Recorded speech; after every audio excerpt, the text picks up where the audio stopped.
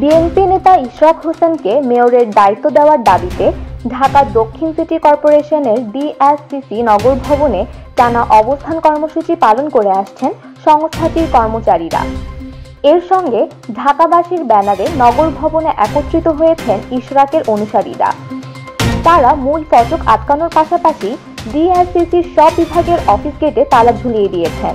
ফলে আজও বন্ধ রয়েছে সব সেবা কার্যক্রম। তারা শপথ চাই, ইশরাক ভাইয়ের শপথ চাই, মেয়র নিয়ে টালবাহানা সহ্য করা হবে না, চলছে লড়াই চলবে, ইশরাক ভাই লড়বে, নগরপিতা ইশরাক ভাই আমরা তোমারে ভুলি নাই স্লোগান দিয়ে যাচ্ছে। তাদের স্লোগানে উত্তাল পুরো নগর ভবন।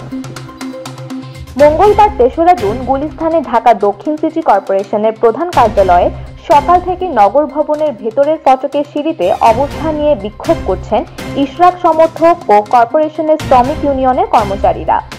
এতে আজও বন্ধ আছে নগর ভবন কেন্দ্রিক সেবা কার্যক্রম। সেবা প্রার্থীরা সেবা না পেয়ে ফিরে যাচ্ছেন। এদিকে আন্দোলনকারীদের খোঁজ নিতে বিকেল ৩টার দিকে নগর ভবনে আসার কথা রয়েছে ইশরাক হোসেনের। অন্যদিকে ঢাকা দক্ষিণ সিটি কর্পোরেশন শ্রমিক কর্মচারী ইউনিয়ন ও ঢাকাবাসীর ব্যানারে ইশরাকের সমর্থকেরা নগর ভবনের ভেতরের ফটকে অবস্থান নিয়ে কিছুক্ষণ পরপর মিছিল করছেন। তাদের আন্দোলনের ফলে 15 মে থেকে নগর ভবন থেকে দেওয়া সব নাগরিক সেবা বন্ধ রয়েছে।